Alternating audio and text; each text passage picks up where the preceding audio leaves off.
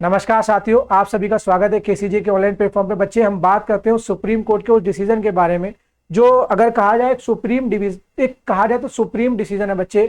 जो कि ये देखा जा रहा है कि जिन बच्चों को शिक्षक बनने की चाह थी, उनके सपने थे, कुछ बच्चों के सपनों को पंख दिए हैं और कुछ बच्चे के सपनों को बच्चे अगर कहा जाए तो कुतर दिया गया, यानी कहा जाए इनडायरेक्ट वे में तो उनके विराम लगा दिया गया है। जैसे कि आप लोग जानते हैं कि बीएड और बीटीसी एक विवाद चल रहा था कि प्राइमरी लेवल पर कौन टीचर बनेगा, तो इस विवाद को सुप्रीम कोर्ट ने पूरी तरीके से समाप्त अब कर दिया है। अपने एक फैसले के माध्यम से यह बता दिया है कि जो बीएड के बच्चे हैं, जो बीएड धारक बच्चे हैं, वो प्राइमरी लेवल पर शिक्षक के लिए पात्र नहीं होंगे। हाँ जी, आप बिल्कुल सही सुन रहे हैं बच्चे कि बीएड के जो पात्र बच्चे हैं वो शिक्षक के तौर पर पात्र नहीं होंगे। कहां पर? आपके प्राइमरी लेवल पर। बच्चे देखिए, सबसे पहले देखिए, जैसे हम ऑफलाइन सेंटर चलाते हैं तो वहां पर भी कई सारे बच्चे जिनके हमारे पास फोन आ रहे हैं या मैसेज आ रहे हैं, तो मैं सबसे पहले बीएड धारक जो बच्चे हैं जिनके सपनों को थोड़ा विराम दिया गया है, तो मैं उनसे एक विनम्र निवेदन करूंगा, बच्चे कोई भी ऐसा कदम ना उठाएं जिससे कि आपको या आपके परिवार को असुविधा हो।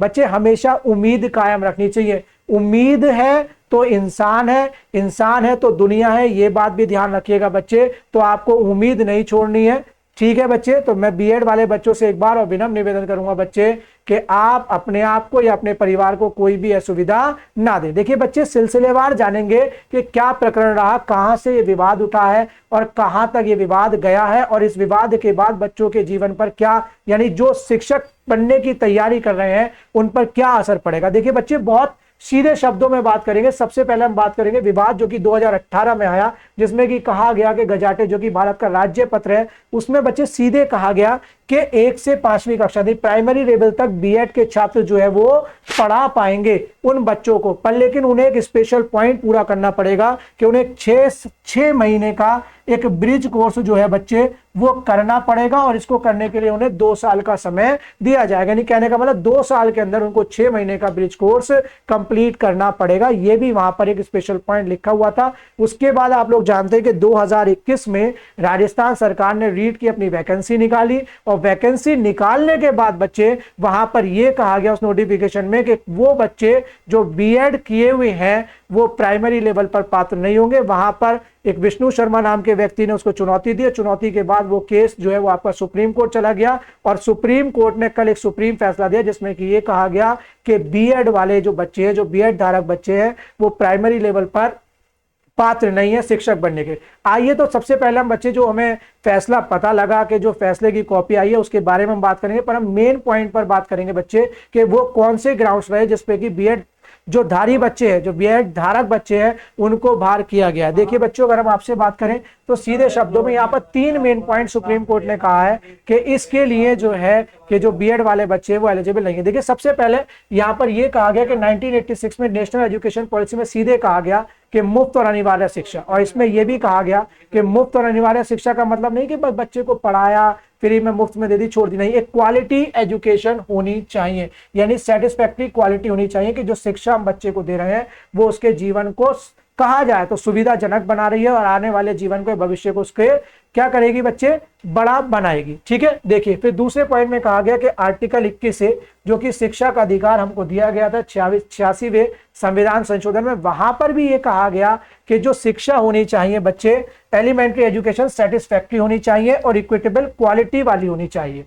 किसमें? प्राइमरी स्कूल्स पर। दूसरा पॉइंट ये था, इन दोनों का सार निकालें तो सीधे उन्होंने यहां पर कहा, इस बड़े पॉइंट में लिखा है कि जो बीएड वाले बच्चे हैं वो लेस ट्रेंड माने जाते हैं बीटीसी वाले बच्चों से, किसको? छोटी कक्षा के बच्चों को पढ़ाने के सापेक्ष। ठीक है बच्चे, देखिए जैसे यहां पर कहा गया कि initial formative years where a student has just step inside a classroom and therefore need to be handled with care and sensitivity.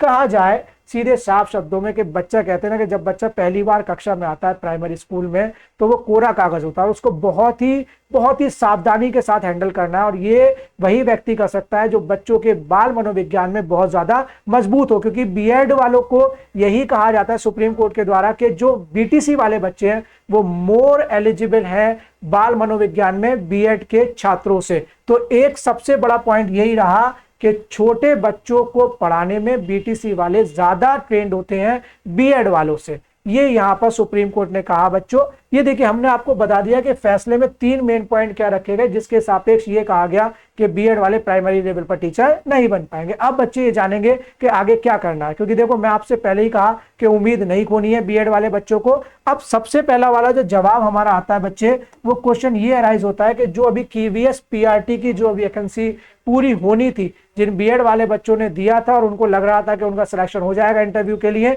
वो कहां तक पहुंची, या बीपीएससी जिसमें बच्चे बीएड वालों ने अप्लाई किया है, क्या वो एलिजिबल होंगे या नहीं होंगे, और सीटेट जो अभी आने वाला आगामी सीटेट है वहां पर बीएड वाले बच्चों का क्या होगा।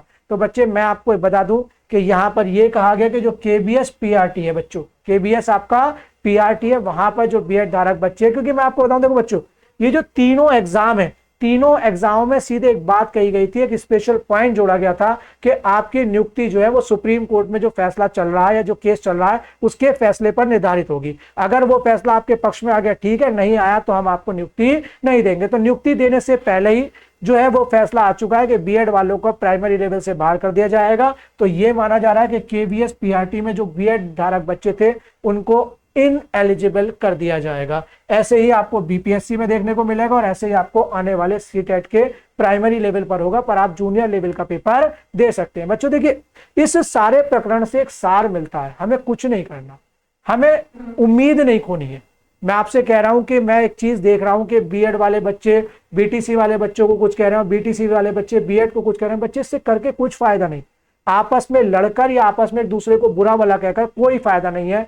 मैं आपको एक चीज बताता हूं, जीवन जो है विद्यार्थी का वो संघर्षपूर्ण ही रहता है, हमेशा संघर्ष लगा रहता है, हमेशा रुकावटें आती है, पर हमको बढ़ते चले जाना है। अब बीएड वाले ये कह रहे हैं कि साहब हमें प्राइमरी में जगह नहीं दी, बीटीसी वाले कह रहे हैं साहब आप हमें जूनियर में, टीजीटी, पीजीटी में, इन सब में आप हमें जगह नहीं देते। तो दोनों की बात बराबरी है, देखा जाए तो दोनों अपनी जगह सही है और देखा जाए तो दोनों अपनी जगह गलत भी है। पर लेकिन बच्चे मैं आपसे अब भी कहूंगा कि आपको उम्मीद नहीं खोनी है, बिल्कुल इस फैसले को देखना है, हो सकता है। और मैं आपसे कहूंगा कि देखिए जब भी आपको लगे कि आपके साथ गलत हो रहा है तो आपको आवाज उठानी चाहिए, अपने भले के लिए और अपने हित के लिए सदैव आवाज उठानी चाहिए। तो मैं बीएड वाले बच्चों से एक बार और विनम्र निवेदन करता हूं कि बच्चों कोई भी ऐसा कदम ना उठाएं जिससे कि आपको असुविधा हो या आपके परिवार को असुविधा हो। बच्चों देखो हमारा यहाँ पर वीडियो बनाने का सबसे बड़ा कारण यही था कि जो फैसला आया है उसके मेन पॉइंट्स क्या है, इसके आगे आपको क्या करना है और इसके आगे आपके क्या क्या द्वार खुले हुए हैं, ये हमें आपको बताना था। ठीक है बच्चे, तो आज की वीडियो में इतना ही रखेंगे, और कोई इससे संबंधित अपडेट मिलती है तो हम आपके सामने पेश होंगे। धन्यवाद। जय हिंद, जय भारत। ये तो सही है।